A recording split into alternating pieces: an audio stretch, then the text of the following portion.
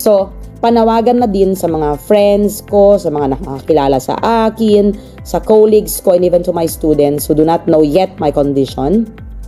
Yes, I have RP, retinitis pigmentosa. Ayan, good morning guys! Story time tayo. Last weekend, Sunday,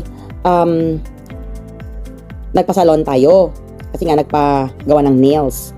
And habang nakaupo ako doon, nililinis ni ate ang aking mga kuko, biglang may pumasok na customer. Tapos, yung parang close na close kami, na super kawaii talaga siya. Pero nakamask kasi siya. Ako hindi ako nakamask.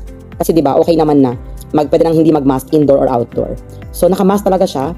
Then, super kawaii siya sa akin. So, meaning, kilala niya ako kasi hindi nga ako nakamask.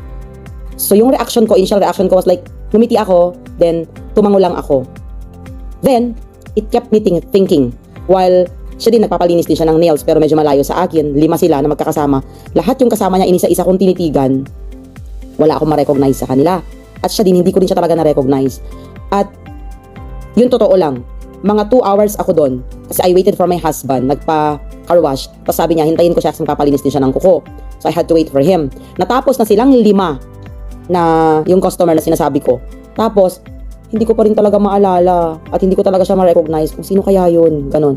So sa dami ng mga taong kilala ko, sa dami ng friends natin, 'di ba, colleagues, etc., clients, hindi ko talaga matandaan, my God, kung sino talaga siya. So eto na naman with my condition. And then with my eye condition. After a while, may pumasok ulit, nakamask ulit. Tapos from behind, I was looking at her at kasi dumiretso siya nalapasan niya ako, hindi niya ako napansin. Sabi ko, she looks familiar. Pero pag inimik ko siya, she looks like one of my colleagues.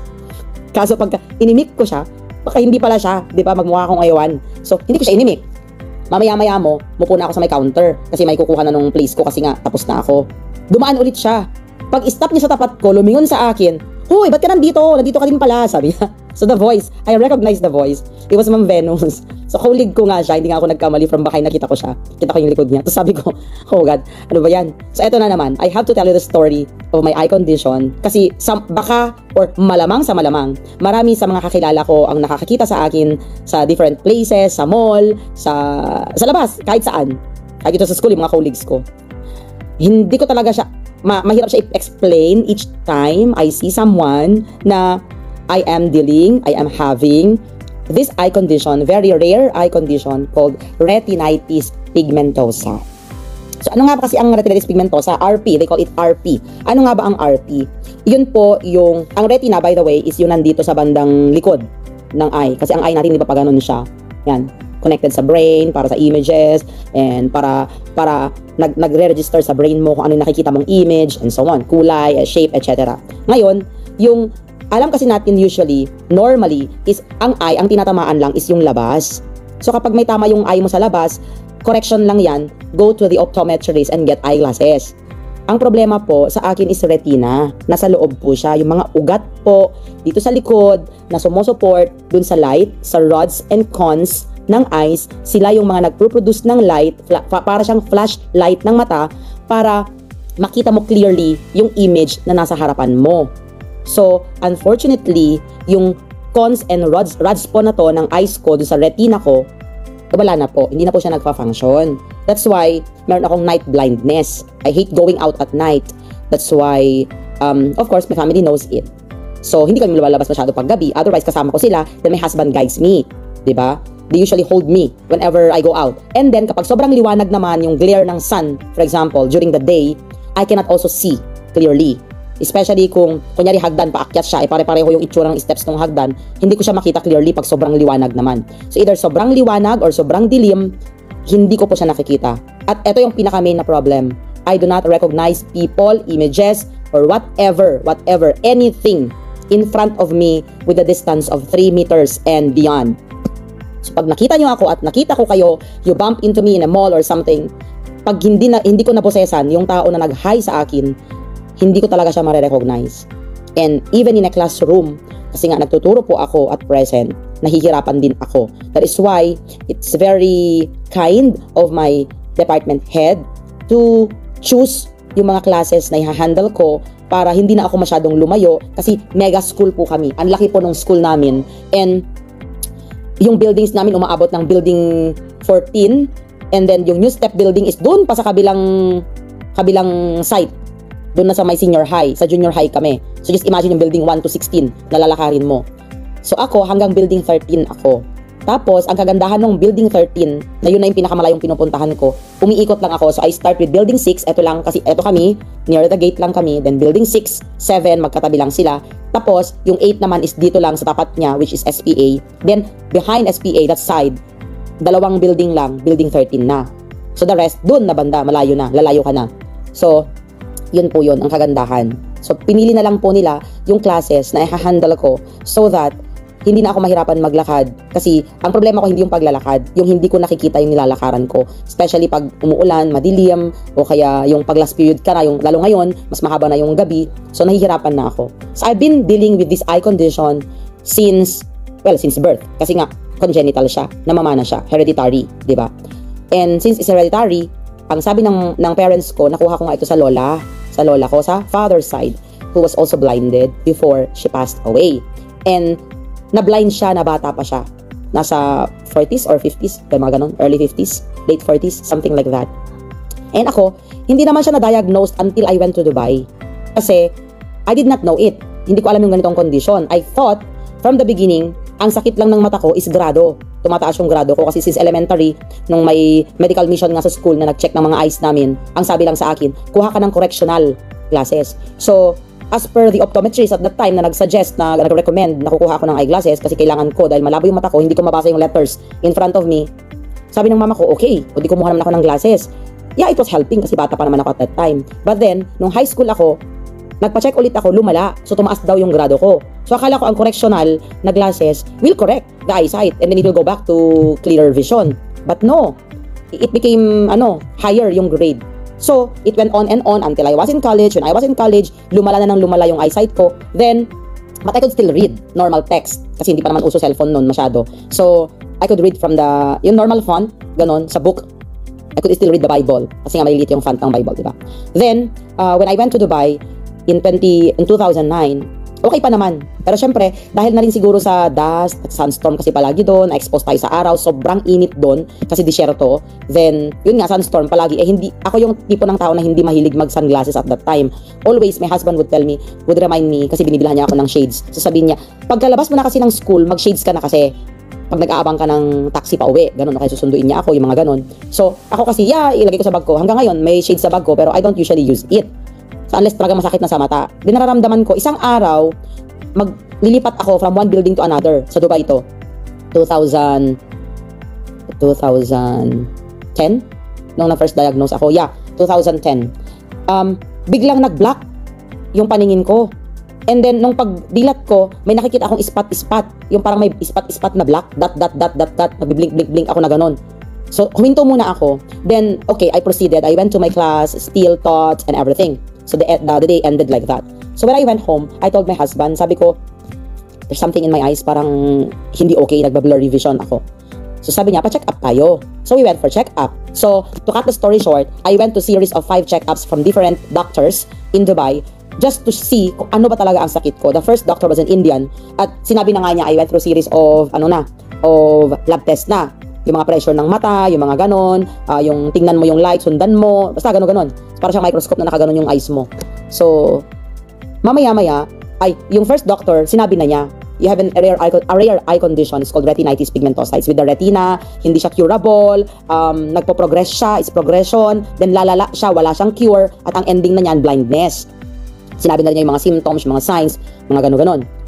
So, syempre, at first, in denial ako. I was like, hindi, eyeglasses lang to. So, I went to an optometrist. Eyeglass ulit ako. Sabi ko, sige, lakasan mo yung grado. So, sabi ng optometrist, you should see an ophthalmologist. Kasi ang ophthalmologist is the eye specialist, the eye doctor. Kasi ang optometrist, sila lang yung nagbibigay lang ng grado sa mga eyeglasses lang talaga. So, sabi niya, nahirapan akong mabasa yung letters na nakahang dun sa wall niya. So, sabi niya, mas maganda kung you should see an ophthalmologist. So, I went to the second ophthalmologist, another Indian doctor, eye specialist, at yun din ang diagnosis. Pareho, I went through series of check na naman, tapos lab test na naman. Ang maganda sa Dubai, we are covered with insurance. So, each time you go for check-up, it's covered. You only have to pay 12 dirhams.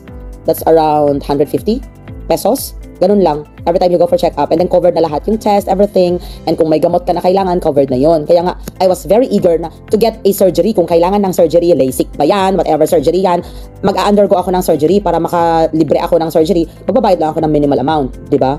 So, sabi ko sa husband ko, we have to proceed to another doctor, get another opinion, a doctor's opinion. So, I went to the third doctor. Sabi din ng third doctor, kasi Pakistani, sabi naman niya, hindi talaga siya curable. At wala din akong pwedeng ibigay na gamot, kasi at the moment, walang gamot for RP, or retinitis pigmentosa. So, I went to the fourth one. So, ito na naman, yung fourth one na naman, is an Egyptian. Sabi rin niya, wala talaga.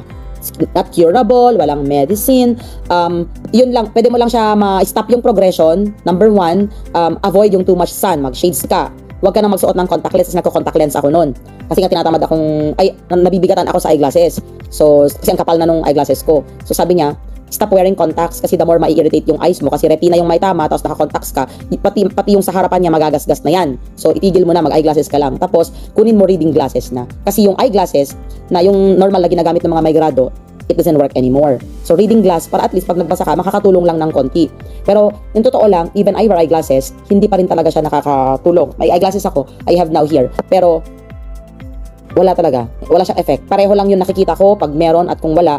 Although pag nag-eyeglasses ako, siguro sa reading glasses, medyo nakakabasa lang ako ng mga text. But I still have to zoom it. That is why my phone, whenever I have a phone, a new phone, I tell my son, kasi siya ang nag-aayos ng settings ng phone ko, lakihan mo yung font, take the large fonts, and then, kailangan may tap siya, na pag tinap ko siya, nag-zoom in siya, and zoom out siya, para mabasa ko yung text dun sa phone. So I can use my phone, diba? So it's okay, ganun siya.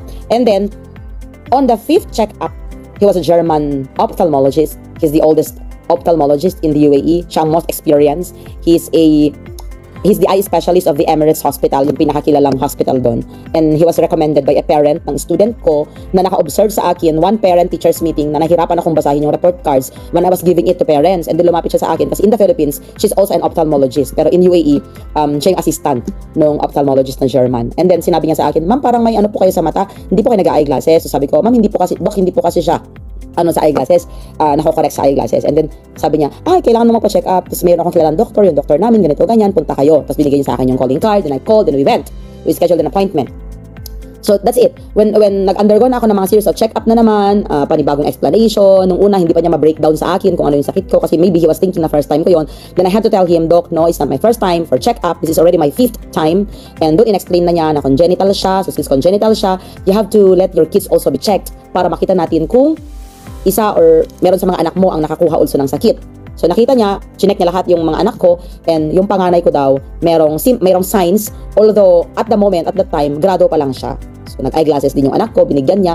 At so far, okay yung check-up niya sa mga lab test niya. Kasi sabi niya, na-clear pa naman, hindi pa naman siya yung but sabi niya, bantayan mo, watch out dun sa anak mong panganay. That's why ngayon, yung second son ko is driving na, kasi he's already 18, may license na siya. He is on motorcycle going to school. We cannot trust the panganay, the eldest son, driving. Kasi nga, iniisip ko, mahina din yung mata niya, and he also has night blindness din, like me. So pagkagabi na din, wala na rin siya makita pag madilim na lugar. Kaya nga ako din, hate ko ang manood ng sine kasi sobrang dilim. Hate ko pumunta sa mga places, kainan man yan, restaurant man yan, or bar man yan, or anything na pupuntahan mo, hotel man yan, na madilim. Yung mga dim light lang, ganon. Yung mga eme-eme, ang mga pailaw na nasa wall-wall lang na maliliit, ganon. Basta dim.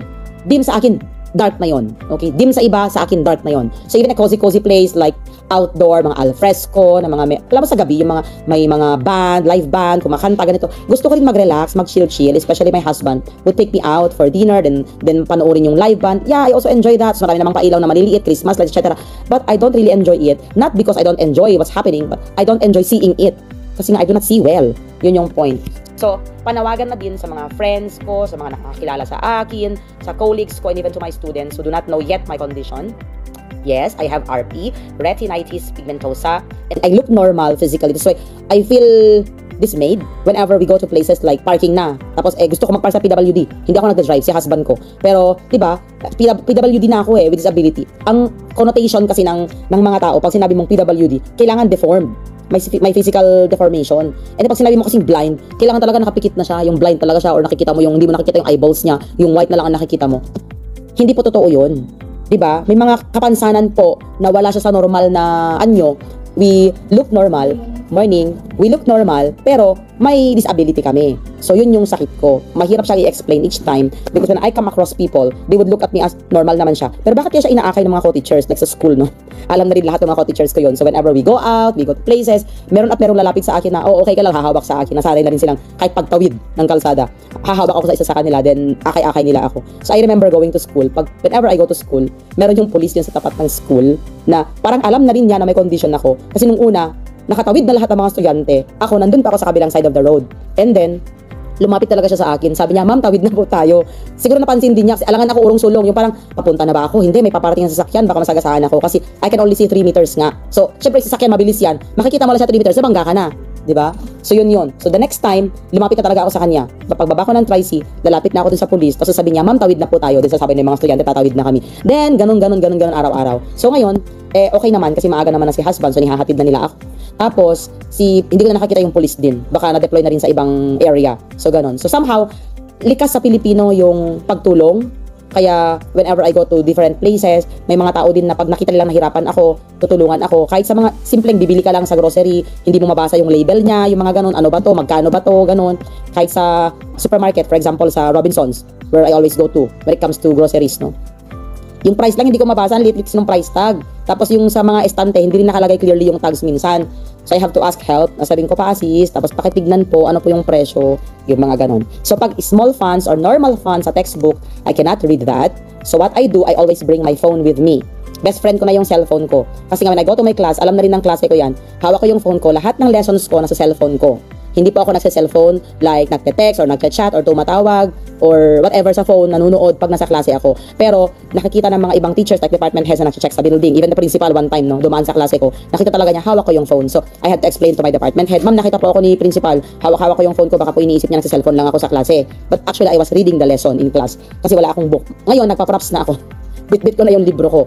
Para kasi may mga bagong department heads na check sa mga rooms, hindi pa yata niya alam, hindi pa siya aware, yung isang sir na bago, na may condition ako. So kahapon, pinapipirma niya ako dun sa attendance sheet niya.